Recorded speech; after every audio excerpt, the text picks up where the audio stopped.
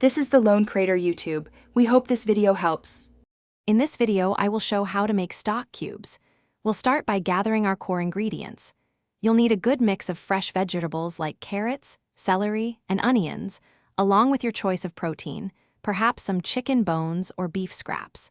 Don't forget to prepare your favorite herbs and spices to really bring out the flavor in your homemade stock.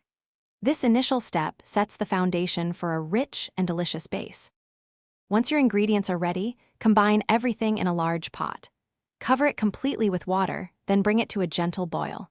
After reaching a boil, reduce the heat and let it simmer for at least 4 hours. Remember to skim off any impurities that rise to the surface during this process. A long, slow simmer is key to extracting maximum flavor and nutrients from your ingredients, creating a deeply flavorful stock. After simmering, carefully strain your stock through a fine mesh sieve or cheesecloth. Make sure to discard all the solids, as we only want the pure, flavorful liquid. Now, pour the strained stock back into a clean pot and reduce it over medium heat. This reduction process concentrates the flavors, making your stock much more potent and ready for its cube form. Keep an eye on it to prevent burning.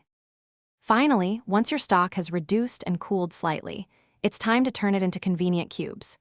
Carefully pour the concentrated liquid into ice cube trays, filling each compartment. Place the trays in the freezer and let them freeze until completely solid, which usually takes several hours.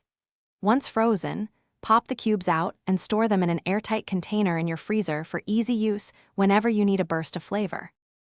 Thanks for watching. Consider subscribing if we helped you.